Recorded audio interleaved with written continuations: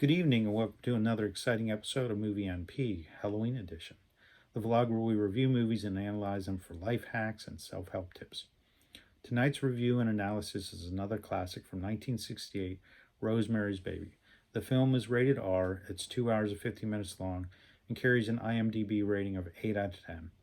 It's available on Amazon Prime Video, Paramount Plus, MGM Plus, and Fandango at home, formerly known as Voodoo.com.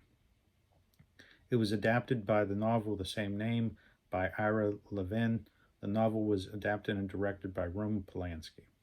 It stars Mia Farrow and John Cassavetes and Ruth Gordon. Mia and John play Rosemary Woodhouse and Guy Woodhouse, an aspiring yet struggling young actor. IMDb classifies it as a psychological drama, psychological horror, supernatural horror, drama, and horror. But I disagree that there's anything psychological about this. Themes include gaslighting, emotional, psychological abuse, sexual abuse, rape, paranoia, generational issues, trust, and autonomy. Critics call it, quote unquote, one of the scariest films ever made. I'll give you that it's creepy, but scary, I'm not so sure. I'll tell you that the thought that McDonald's may not be releasing the McRib this year is far scarier to me than this movie was. Now, it depends on where you look, but the description of the plot varies widely, but in general, they will tell you something along the lines of a young mother-to-be who grows increasingly suspicious that her over-friendly elderly neighbors are hatching a satanic plot against her and her baby. Then they'll go on to say, in the decades of occult cinema, Polanski's ungodly masterpiece has spawned, it has never been outdone for sheer psychological terror. I disagree. I find nothing psychological about it, and I'll describe why shortly. The film begins with Rosemary and Guy looking to rent a new apartment, and they're touring an apartment in this ornate turn of the century building in the ritzy Central Park West section of New York City called the Bramford. We discover that this apartment has just become available because the former tenant, an elderly woman, has just died in a coma. While touring, the filmmakers are sure to point out a note that the woman has left behind that states, quote unquote, I can no longer associate myself, and then trails off. This sort of becomes important later in the film. We also find that she has blocked a closet door with a large secretary, and later we discovered that the closet holds a door to the adjoining apartment, a point that is also important later in the story. Although warned by their friend Hutch of the dark history of the building, the couple ignore such warnings and take no time to move in. And here's why I argue that this is no psychological thriller. Within 7 minutes of this 2 hour long, slow, drawn-out masterpiece, Hutch tells them that the building is known as the Black Bramford because of several horrible occurrences that have happened there. First, the Trent sisters were found to be cooking and eating children, including one of their nieces. Also, a man named Adrian Mercado, who lived in the building, publicly announced that he was a witch and he had raised the living devil. Subsequently, he was attacked and barely survived the assault. And lastly, in 1959, they found a dead baby in the basement wrapped in a newspaper. So, 7 minutes in, mind you, you'd have to be Mr. Magoo playing a blind man not to see where this plot is going.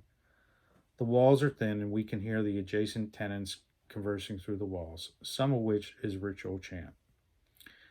Soon after, Rosemary meets a young woman while doing her laundry in the basement. The woman tells her that her name is Terry and that she is living with the Castevets, an elderly couple who have saved her from homelessness and drug abuse.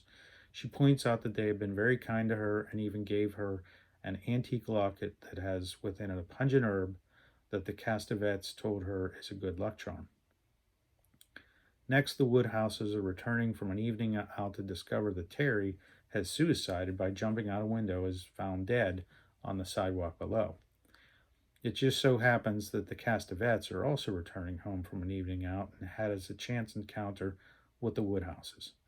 Minnie Castevet, a loud-mouthed, brassy, and brazen old bird, played by Ruth Gordon, seems to have taken the chance meeting to invite herself into the Woodhouse's apartment.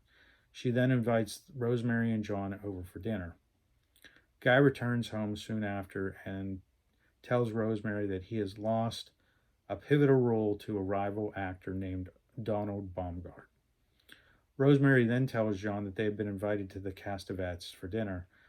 Guy protests, stating that he does not want to go because once they let these old folks in, they'll never get rid of them. But ultimately, Guy relents and they go anyway. Here they learn more about Roman Castevet, who has no qualms in expressing his opinion regarding Christianity by comparing the Pope's impending visit as show business. Regardless, the couple appear to have an enjoyable evening, and we wrap up the evening with Rosemary helping Minnie clean up in the kitchen while Guy and Roman enjoy some cigars in the study. Now, here's where it starts getting really weird, because Guy, who initially protested against being involved with the Castevettes, is now hanging out with them like he's the kid in the My Buddy commercial. You know the one. My body and me likes to climb up a tree. My body and me, we're the best friends can be. But I digress. Soon after, Guy returns home to report that he has since been offered the starring role in the film he auditioned for because Donald Baumgart has suddenly and unexplainably become blind. Following this, Guy announces that he wishes to have a child with Rosemary and even calculates the best time to do so. Now, what guy's doing this shit? Rosemary agrees and they have a celebratory dinner where Minnie has supplied the dessert. Now, everyone knows you don't take anything from an old lady. Hello, McFly. Old hags, poison apples, come on. And who remembers trick-or-treating? Every neighborhood had that poor old lady that would go out of her way to make homemade goodie bags with homemade cookies and treats. You know that shit went straight in the trash when you got home. Or, worst case, you took it to school and you traded it off at lunchtime for something edible. But I digress. Rosemary eats it anyway and detects an quote-unquote undertaste in the chocolate mousse that she does not like. She tells Guy that she's not going to finish it. This erupts into an argument between the two of them where Guy accuses her of destroying the mood of the evening. So Rosemary decides to eat it anyway to save the argument. But soon after, Rosemary becomes dizzy and ends up in a semi-conscious state that leads into a rather psychedelic trip that ends with her being stripped naked and tied down to a bed in front of an audience of elderly old folks. This climaxes, pun intended, with a vague sex scene with someone with lizard-like eyes on top of Rosemary. Rosemary comes to later in her bed and thinks this was all some weird dream. She tells Guy about this, and Guy tells her that basically he had sex with her while she was out for the count because that's what they planned to do earlier to have a baby. I know you'll be shocked by this, but soon after, Rosemary finds out that she's pregnant.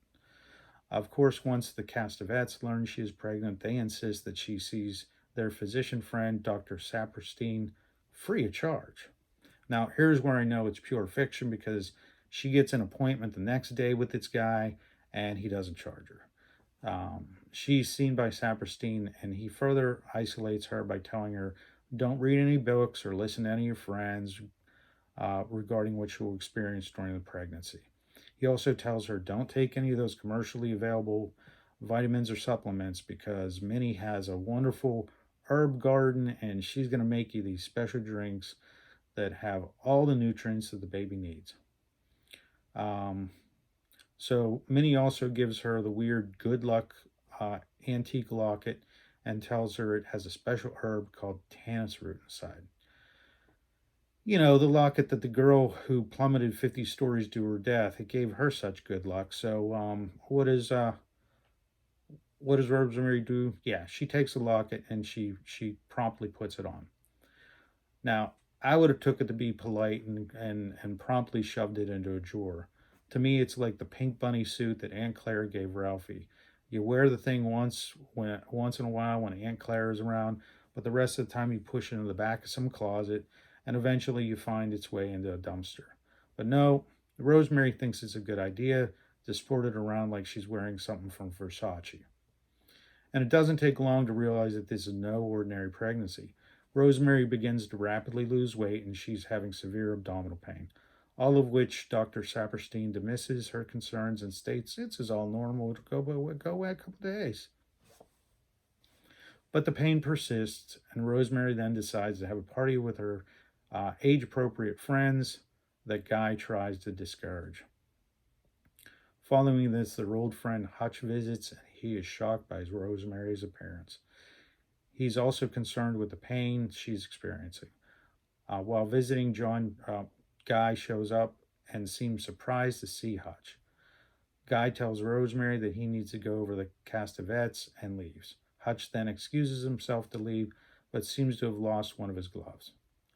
Later, Hutch phones and tells Rosemary that he must see her tomorrow and invites her out to lunch.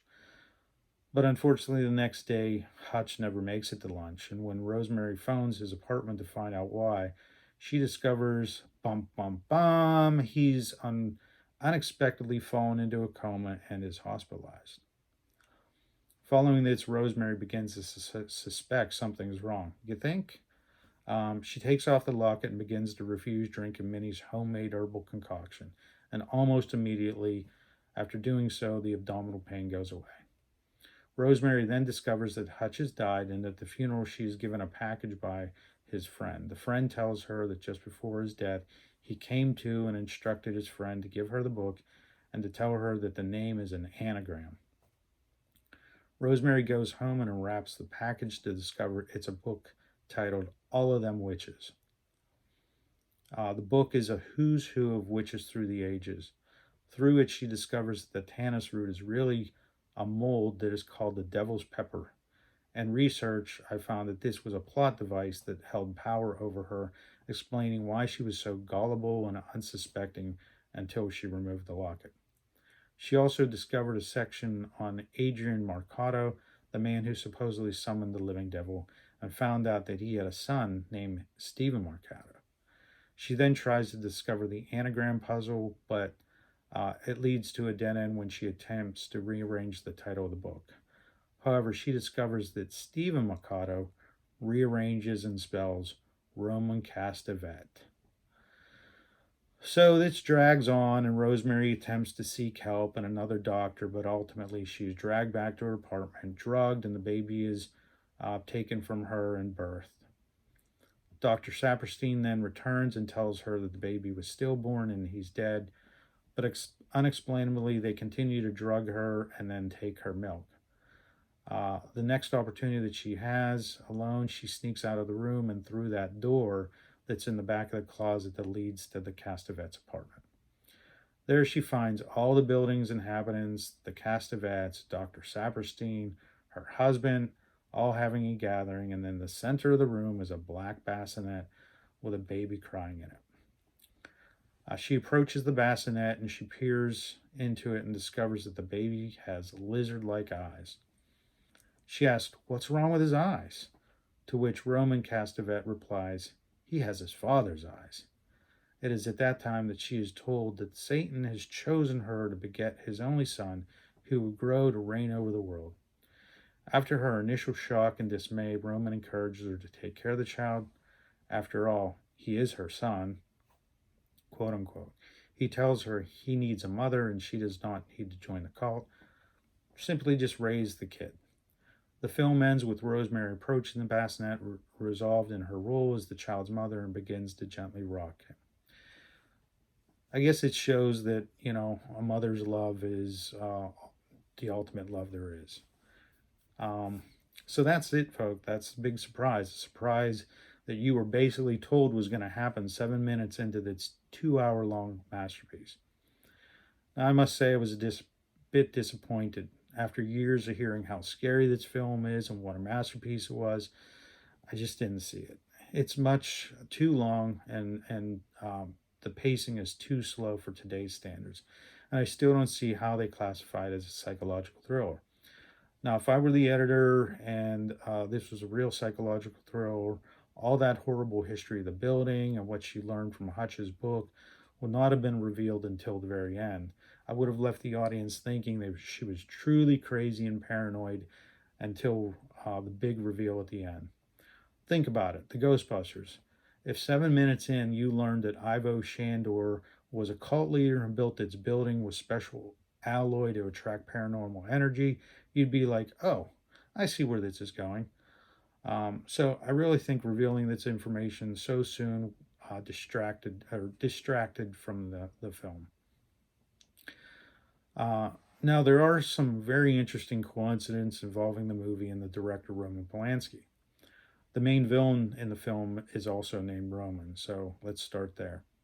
In 1969, approximately a year after the film's release, the Manson gang breaks in and brutally murders his pregnant wife Sharon Tate and her friends at the home that they're renting at 10050 CeeLo Drive. Polanski was in Europe at the time and was spared. Interesting enough, though, there's some speculation that the gang did not intentionally target Sharon Tate and her friends that night.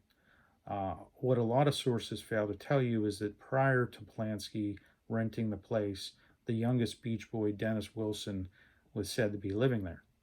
Manson and Dennis hung out before Manson committed any serious crimes. In fact, Manson saw himself as an aspiring songwriter, and the Beach Boys even recording one of his songs titled Never Learn Not to Love and released it on the B side of one of their records. Soon after, however, Manson and the Beach Boys had a falling out because they all thought he was a weirdo. So it's speculated the Manson gang was attempting to target Dennis, but he had since moved out of the home and the Polanskis moved in. In short, Sharon Tate and her friends ended up in the wrong house at the wrong time. Now, also, the film features drugging and raping a woman. Interestingly enough, in 1977, Polanski was arrested and charged for drugging and raping a 13-year-old girl. But before being sentenced, Polanski fled the U.S. and set up residence in Europe. Coincidence? As Jack Palance would say, believe it or not. Now, to be fair, Polanski has made quite a few award-winning films that, in my opinion, outshine Rosemary's Baby by far. They include Chinatown, that was filmed in 1974, and The Ninth Gate, which was released in 1999, another film that features our friend Satan. And although I'm not thrilled with the film, it still gives some relevant life hacks and a discussion about mental health. But before I go into the specifics, as usual, I got to give you my disclaimer that the information I'm now about to tell you is general information purposes only. It is not intended to treat or diagnose any disease or any individual. Please talk to your healthcare provider. Only you and your healthcare provider can determine the best treatment options.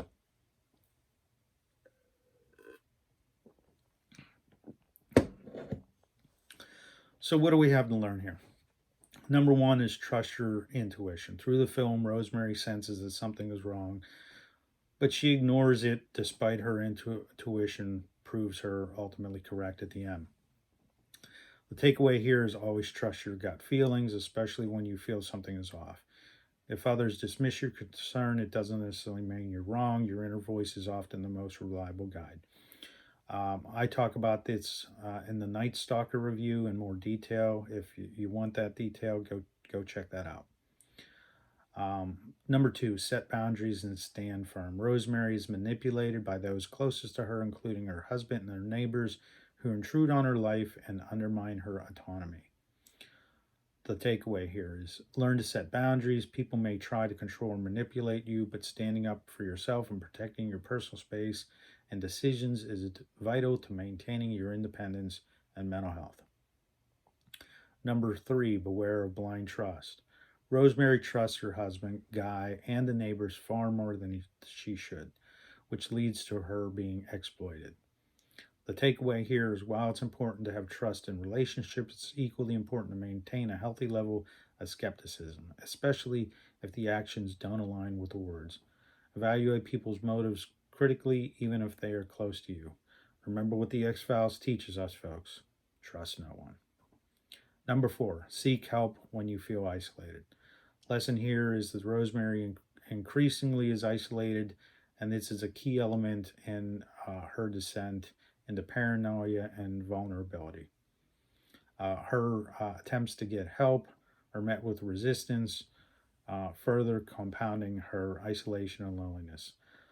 The takeaway here is if you feel isolated or manipulated, reach out for support from trusted sources outside of your immediate circle. Isolation can weaken your sense of self, so connecting with people can provide a different perspective is essential. Remember, the mental health hotline is available at any time during the day by dialing 988 or the National Domestic Violence Hotline at 1 800 799 7233. Again, that's 800 799 7233. And for those youths that are text centric today, you can text HOME, HOME, to 741741 from anywhere in the United States 24/7 to reach a trained crisis counselor. Again, that is text HOME, HOME, to 741741. Number 5, do not ignore red flags. There are multiple red flags through this film, one of which is 7 minutes in. Strange behavior from her husband, the overly friendly neighbors, the odd doctor. Yet Rosemary overlooks them until it's way too late. Pay attention to early warning signs or red flags in relationships, work, or personal situations. Ignoring them can lead to deeper problems and danger later on. 6, question authority and experts. Rosemary places blind trust in her doctor, who is part of the conspiracy against her. She doubts her own instincts in favor of what the experts are telling her. While professionals and authority figures can often provide guidance, it's important to question advice that doesn't sit right with you. Don't be afraid to get a second opinion and trust your judgment when conflicted with authority. Again, I talk about this in the Night Stalker review. Number 7, don't surrender your autonomy. Rosemary gradually loses control over her body, her decisions, and even her pregnancy as the others manipulate her. The takeaway here is safeguard your autonomy. Be assertive about your rights, especially in a situation where your body, health, or major life decisions are involved. No one has more control over your life than you do. Number 8, surround yourself with allies. Rosemary becomes increasingly isolated from friends and outsiders, and our manipulating neighbors and husband take over her life. The takeaway is build a support network of people you can trust, have allies to lean on, especially in difficult times. Can make a difference in your ability to stay resilient. And lastly, number 9, the importance of self-care. Rosemary is deprived of proper care and nutrition, and her well-being deteriorates as the people around her dictate what she should do. The takeaway here is prioritize your physical and mental health. Don't let others make decisions for you or your well-being that you know are harmful. Self-care is not selfish, it's essential. And I talk about that in my very first video called Put Your Oxygen Mask On First. So if you're interested in that, please check that out. On this note, let's finish up and talk about mental health and substance use disorder during pregnancy, particularly since this film revolves around pregnancy. So here are some eye-opening and disturbing statistics. 10 to 20% of pregnant or prenatal mothers do not receive proper mental health support and treatment. Suicide is the number one cause of death for prenatal women or perinatal women. Postpartum depression affects 50 to 75% of prenatal women.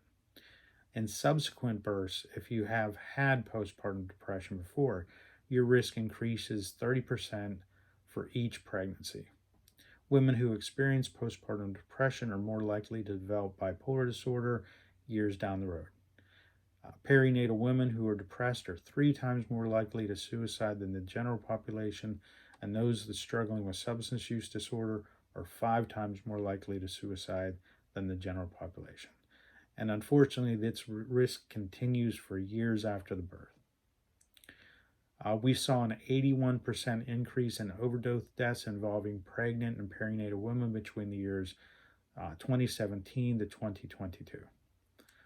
I go into great detail regarding substance use treatment options in my Scariest Story Ever review. Please check those out if you're interested and you want to know more, but regardless, please seek help if this is you. Free and low cost help is out there. What I can tell you is that if you are pregnant and using opiates, it's not recommended that you stop the opiates. The standard of care dictates that you enter a medicated treatment assistance program and transition to a prescribed opiate replacement such as buprenorphine, and you continue that through the birth. It will also look much more favorable to you when the baby is born and tests positive for opiates. And if you can show them that you're in treatment, that is a very good positive. I just don't feel enough is said about all this, and enough is getting done. Even for those that are screened properly, many women fall through the cracks and they don't get the referrals that they should. So please advocate for yourself. If you seek help and you find a provider that won't treat you, or they're fearful to treat you because of risk to the fetus and the medications involved, please seek another provider. There are treatment options available. Of course, there are risks. There are risks for anything, but we're discovering more and more that the benefits of treatment and medications, even during pregnancy, do more good than harm. And please, if you're experiencing difficulties, I urge you to call the mental health hotline, again, 988, or text HOME, HOME, to 741-741 from anywhere in the United States. And for those of you battling with substance use disorder, please seek out free and low-cost addiction services. www.addicted.org is one resource or one reference. SAMHSA's national hotline, 1-800-662-4357, can give you information. And lastly, another resource is findtreatment.gov. Well, folks, that's it for today. Please like and subscribe and share with your friends. Comment below your thoughts and let me know what you're struggling with, if I can help with any of that, and if there's any films that you would like me to review. So join me next week. Pleasant nightmares. I hope the bed bugs bite, and be well.